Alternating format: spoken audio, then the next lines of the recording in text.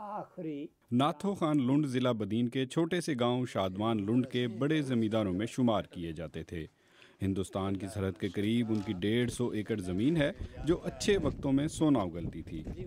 लेकिन हालात ने ऐसा पलटा खाया कि अब वो गांव के इस छोटे से स्कूल में दरस व तदरीस करके गुजर बसर करते हैं। सुबह सिंध के नक्शे पर इस आखिरी गांव में मैं उनसे मिलने पहुंचा तो उन्होंने बताया कि उनकी ज़मीन तो समंदर निकल गया और मुझे दिखाने के लिए उनके पास ये स्कूल ही है।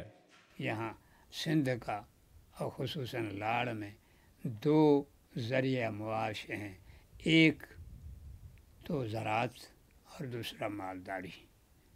और मालदारी का आप देखेंगे तो यानी दूध है ही नहीं, माल को ऐसा ही जल।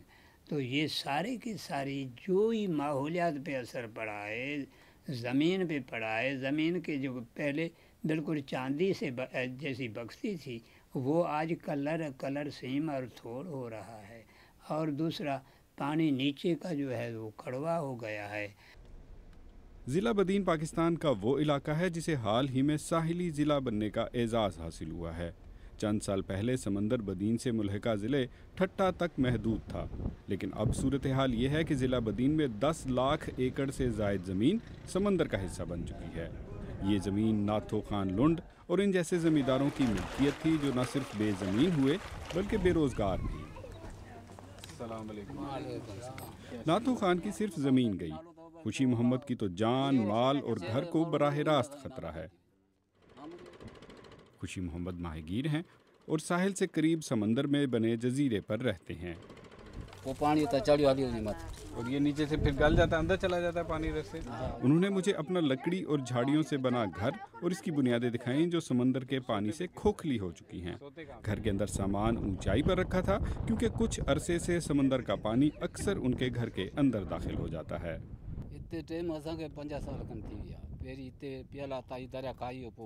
इस जगह पर हमें 5 साल हो गए। पहले हम जिस जगह पे थे उसे समंदर निकल गया और हम भाग निकले। अब हम यहाँ रह रहे हैं, लेकिन यहाँ भी तकलीफ है क्योंकि अक्सर पानी ऊपर चढ़ाता है। हमारे पास कोई और जगह भी नहीं है। हमें डर लगा रहता है कि बच्चों का क्या होगा। ये बड़ी परेशानी है।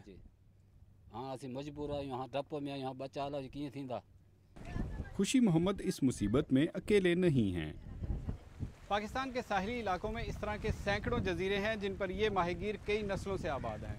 लेकिन सतह समुद्र में इजाफे के साथ अब ऐसा महसूस होता है कि इन जजीरों की ज़मीन इन मछेरों के लिए तंग होती जा रही है।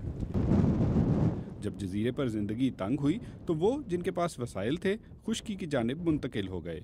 सुबह सिंध के साहिली इलाकों से गुजरते हुए इस तरह की सैकड़ों बस्तियां मिलती हैं जिनमें जजीरों से लोग आकर यहाँ आबाद हुए हैं। गुलाब शाह माहीगीरों की तंजीम फिशर फोक फोरम के ओहदेदार हैं। उन्होंने मुझे इन डूबते जजीरों की सैर कराई और आने वाले खतरात से आगाह किया। जहाँ तक मैंने समंदर को देखा है तो 15-20 साल के अंदर तकरीबन मैं समझ रहा हूँ कि कम से कम 10-12 किलोमीटर समंदर आगे आ गया है और इसकी रफ्तार इतनी तेज़ हो रही है कि ये दिन ब दिन ज़मीन को काटता जा रहा है और आगे बढ़ता जा रहा है।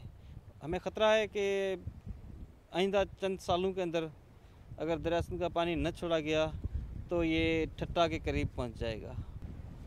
इस डेल्टा में लाखों की आबादी थी, अब वो जाके चंद हज़ारों में बची है। खुशी मोहम्मद और नाथो खान लुंड तो समुंदर और इसके करीब रहते हैं। फतेह मोहम्मद चांडियो की बस्ती अली चांडियो समुंदर से बहुत दूर है। पहले जो हमारी इधर ज़मीन थी बहुत अच्छी थी, जो ज़री पैदावार वो भी बहुत थी। इधर जो गन्ना लगाते थे, चावल, कपास, प्याज और जो कुछ ये ज़राअत की फसल है ना वो सारे इधर होते थे। अभी जो समंदर ज़्यादा आ रहा है, हाँ बढ़ रहा है, इस वजह से जो ज़मीन है ज़रूरी ज़मीन के काबिल नहीं होती। तो इसमें हमने चेंजेस अकॉर्डिंगली वर्कआउट करके इसको पाकिस्तान की साहिली पट्टी के साथ ये क्या माजरा है, ये समझने के लिए मैं पहुंचा मुनीर शेख के पास, जो वजारत माहौल के तहत मौसमियाती तब्दीलियों को मॉनिटर करने के लिए बनाए गए इदारे global change impact study centre में तहकीक कार हैं। समुद्र फैल रहा है और फैलने के बाद ज़हर राइज करेगा, तो 57% जो टेम्परेचर सी के राइज हो चुके हैं, इस वजह से 57% कंट्रीब्यूशन सी लेवल राइज में थर्मल एक्सपेंशन की।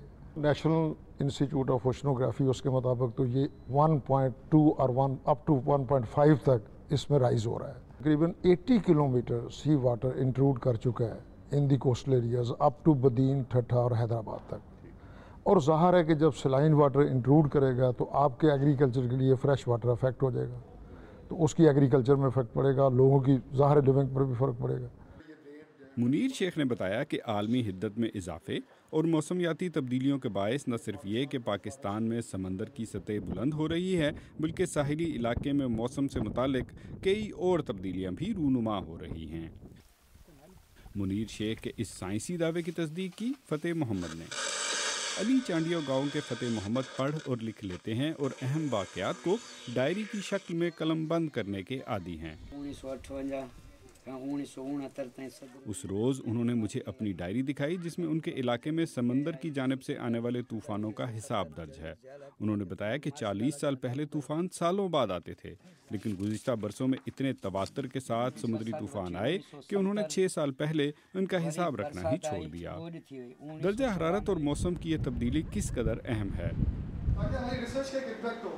ये बात ख़ास तौर पर साहिली अजला के हवाले से डॉक्टर जमील हसन काज़मी से बेहतर कोई नहीं जानता, जिन्होंने मौसमियाती तब्दीलियों के समंदर के करीब रहने वालों की ज़िंदगी और मौज पर हाल ही में तहकीक मुकम्मल की है।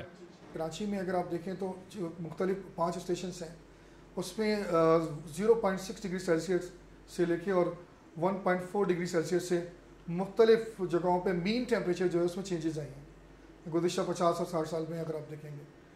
लेकिन ये चेंजेस लोगों की नज़र में सिग्निफिकेंट नहीं है, लेकिन आपको मालूम है कि तमाम क्रॉप्स हैं या तमाम बीमारियां जो हैं वो टेम्परेचर रिलेटेड होती हैं।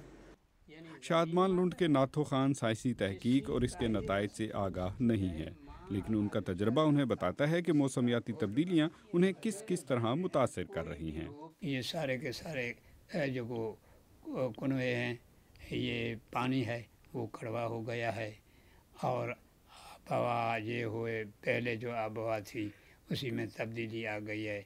यहाँ सांस की बीमारी और ये खुसूसन सिल जिसी को टीबी भी कहते हैं, वो फेफड़ों में दम आ जाता है, ये वो। दुनिया में मौसमियाती तब्दीलियों के असरात पर साइंसी और तकनीकी अंदाज में बहस अभी किसी हतमी नतीजे पर नहीं पहुंची, और ना ही इसके सद्देबाब के लिए ख़ास तौर से तरक्की पजीर ममालिक में कोई पॉलिसी सामने आ सकी है। ऐसे में पाकिस्तान के साहिली इलाकों के ये काश्तकार और माहिगीर फ़िलहाल कुदरत के रहमो करम पर ही हैं। आसिफ फारूकी, BBC, बदीन।